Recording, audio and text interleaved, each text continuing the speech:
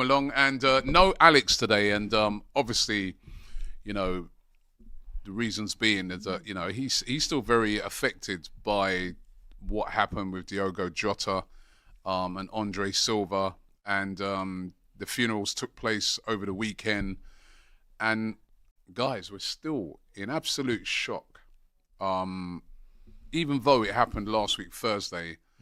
About this whole situation, and we were just sort of talking about it off air. Alex is still like really upset about it, and there's a lot of Liverpool fans that are still really, really upset about it. If I understand right, I'm sure some of their players are supposed to come back to training today. I mean, surely there's no way I was reading they could do that. United players. I think like Bruno and Diogo they've like been given an extra week. Portuguese players, the Portuguese players, yeah. Yeah, man. I mean, I've not even really spoken to you guys about it because when it happened last week, Thursday, we cancelled the show. So we didn't do the show last week, Thursday, because we were just like, number one, none of us was in the sort of mood to chat about football after it. And number two, just out of a mark of respect. But where are you guys at with this? I mean, it's still such a tragedy. He's 28. Brother was 26. He had everything to live for, in his personal life. He's just got married. He's got 3 kids. In his professional life, he's just won the league. He's just won the Nations League. He's got the World Cup to look forward to next year. He's got the league to look forward. Liverpool are signing all the exciting players of Verts and that. Just like that. Yeah. It's all gone. It's over. And it must be so hard on his family. It's so hard on his teammates. And as you see, with Alex not even being there, it's so hard on the Liverpool fans, who I said it last week, they've been through so much tragedy, those fans. Right? I mean, Matisse, stunned. What was your reaction when you first heard the news? I just couldn't believe it. You're completely stunned. Just sit there, just doing nothing. Just literally just watching, obviously, the tributes. Some people were able to speak really quite so well about it so fast, because it's one of those situations where it's one of those players where you're just so used to seeing them every single game week, every single season. It just becomes the norm. And then when you realise that you're not going to see them play football again, and then obviously the other factors that you just mentioned surrounding it, you're just kind of taken aback. You're like, it's real, but you don't really think it's real. It took me. I'm still shocked, but for the following days afterwards, I was just thinking, there's no way this is. Do you know what I mean? It's just, and it's. I think maybe because, I'm the same age as him. I just feel like that player in particular is such a massive profile player as well. Obviously, any tragedy prior with all the players that we've seen pass has been nuts. But I just feel like this one just hit home even more because it was someone at the peak of their powers, in their prime, performing at the top stage, and then you get all these stories coming out about how they were as a person, the family situation with just marriage a few weeks before, the children, and then obviously hearing about the injury and the reason why he was even driving in the first place to go take the ferry. It was just a lot, man. It's still insane to think about. Honestly, it's nuts. And then his brother as well, Andre Silva, who was just accompanying him, and yeah, it's crazy. Like you said, Matisse, crazy. It's just a lot. It's just a lot to deal with, and. So you mentioned Liverpool fans, the same with Wolves fans. They got a rich history with Diogo Jota. Bringing him to this country and getting promoted from the Championship, and the great work that he did. They were a really big part of his development. So Wolves fans, and when Matisse says there, it affects the whole footballing world, and even people outside of football, because it's just the human element to this. On the day. I'd just gone live on United View, as in a normal 9 o'clock show every day we do. And we were just ready to talk about Douglas Luiz links, and I just saw my co-host Owen's face just be a bit, he could see some news and the other box. I'm like, his face looks a bit, I thought, is it have you signed someone? Your face looks a bit weird, Owen, over to you kind of thing. And it was I'm just reading this news, I hope this isn't true, but Marsa have so it was the first seconds. Wow. So we're live, and I'm just perplexed, and you kind of hoping it's some sad sadistic joke, not joke, but maybe people have misinformed on this. Maybe there has been an accident, but you get misreporting, and it's not that. It definitely isn't this.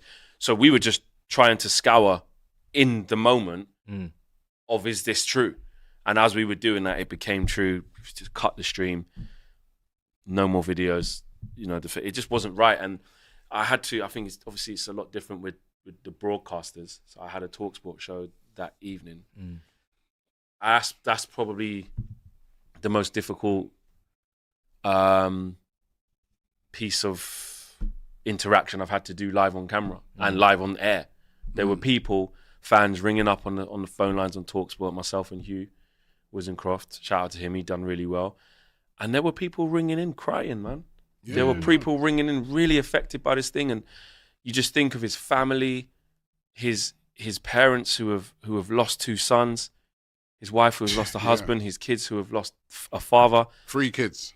There could be other kids who have lost an uncle, people who have lost a friend, people who have lost a teammate, and that ripple effect. And what actually showed me is how much it actually affects people. Like that, people were like ringing in saying, like, I was a guy who rang into TalkSport. He was like, I have an autistic son, and the thought of like something happening, it's the trigger effect of the one. And I was just saying, any sort of, it just shows you that this life is just, everything can just change. And that given of, we all took a mode of transport to come here today, and we all are expecting to take that same mode of transport and return home to our family, our loved ones, and go about our business. It's not guaranteed. And in life, there's so many things that happen that you can't foresee. If you're hanging on to things and there's people in your life and you wish you make more of an effort, or you're not sure about, or you haven't spoke to in a while, and life's, but reach out. And a guy called in when I said that, and he was like, I haven't spoke to my son really in a little while. I'm going to call him. Just how provoking it is. And like you said, with the Liverpool fans, and they've just been through so much. The city of Liverpool has just been through so much. And so much, just think. Even the parade the other day, innit? The parade the other day, exactly, yeah. Had that tragedy. There's time to celebrate. Yep. They've won the league. They've won it in style. They've done everything right. And then some idiot goes and drives a car through a sea of people. And it's like they just cannot. They ain't even over that. And there's a lot, speaking to AGT, he won't mind me saying this, but he was like, this is just so tough. I don't know how we're going to recover, how we're going to do this. Yeah. And I'm saying, bro, listen, the city will lock in, the football community will lock in. It's not going to get, you'd never forget, it's not going to be immovable pain, but it will get easier, bro. Everyone's going to help you. And like Arnie Slot said, I thought his tribute was amazing when he said that there will be a point when they get to it where they will celebrate Diogo Jota. This is a 28-year-old. Yes, on one side of the coin with so much more to give. But look at his legacy and look what he's achieved. And sometimes that's really early to do that in the early days, to look at that because it's too painful. But the good has to come from it. There has to be a higher reason and a higher power. Yeah, so there was a nice tribute by, you can see it there, Raul Jimenez. He had a Diogo Jota shirt. That was after Mexico beat the USA yesterday in the Gold Cup, in the CONCACAF Gold Cup. And there's been loads and loads of tributes. And you know what it is, right? It's going to be hard for the team. 100%. Because, we talk about how much preparations, are required in the game of football. Your mind ain't going to be on it right now, innit? You're going to, if you're a Liverpool, this is not a player that's retired from the game. And those are sad enough. I remember when Reyes died. I remember when I was younger, when Rocastle died, but he left Arsenal, and even that was tragic. But this, where you've got a guy, he's playing. There's no long-term illness. It's just out of the blue.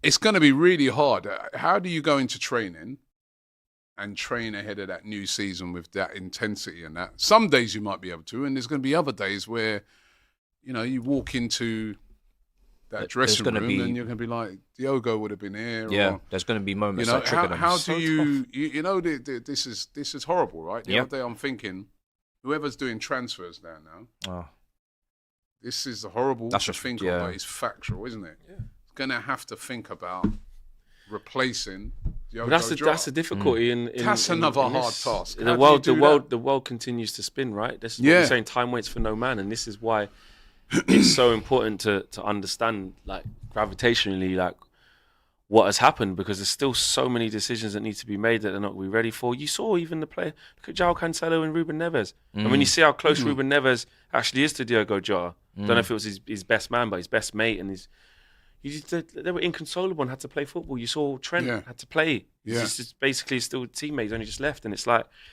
for those guys that had to go out to the funeral and that, it's a long, long road. It's a long, long road, Robbie. It really is. Their wives and girlfriends will be friends as well. Exactly. They've now obviously got to, cover and look after Jota's wife, which is what she's going through is just unimaginable.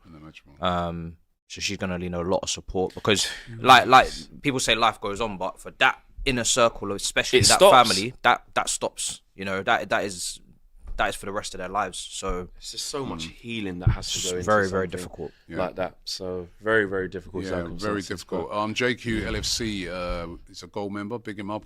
He says, "What are your favourite memories of Diogo Jota as a player? Let's take a chance to remember and celebrate him as him and his brother, definitely, and leave comments in, letting us know what your favourite moments are." I think for me, right, it was just the fact that this guy weren't very tall. Was just so good in the air. I just would be like, and he always used to score against us as well. I was just like, how's he so good in the air? He's not even that big. Yeah. And he was just so good in the air. Mine is not necessarily a moment, but again, the feeling of what comes to my mind when I think of Diogo Jota all the time as the rival fan of like, this guy's gonna score.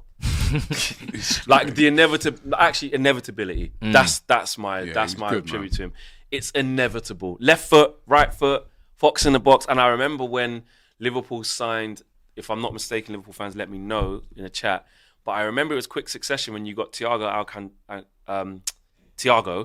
and you got him very quickly. And I remember being in that COVID, and I was like, oh man, Jota was so perfect, why didn't we try? I remember that. So just being like quite annoyed that we didn't get him, because I know how good he is, and then seeing how good he was at Liverpool, just not being surprised. Inevitability, just so inevitable to score. Yeah. Sweet G says, rest in peace, Jota. Side note, will Abby be back? She will be back soon, so don't worry about that. But yeah, no, it's a very, very, very sad situation, and all we can say, continue to say, his thoughts and prayers to his family and to his friends and to all Liverpool fans as well. And the healing is going to take time.